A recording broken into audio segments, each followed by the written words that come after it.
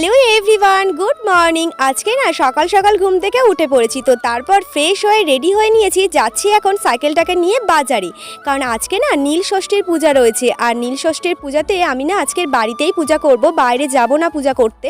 তো যাই হোক, চলে গেছিলাম বাজারে। প্রথমে চলে এসেছি ফলের দোকানে, তো তারপর এসেছি মিষ্টির দোকানে।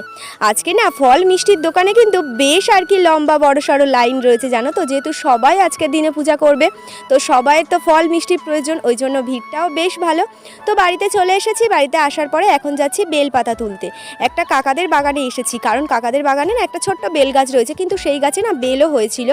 তো চলে আসলাম বেলপাতা তুলতে। এখানে আমার যতটা প্রয়োজন ততটা আর কি বেলপাতা তুলে নিলাম। তো তারপর না বাড়িতে এসে দেখছি যে ওই টগর ফুলগুলো রয়েছে, তুলেছিলাম সকালে, কিন্তু একটু অল্প মনে হচ্ছিল, তাই জন্য আর কি একটু বেশি করে আবারও তুলে নিচ্ছিলাম। এখানে দেখো সমস্ত কিছু রেডি হয়ে গেছে। এবছর আমি বাড়িতে কিভাবে নীলষষ্ঠী পূজা করলাম নেক্সট পার্টে তোমাদের সাথে শেয়ার করছি। চলো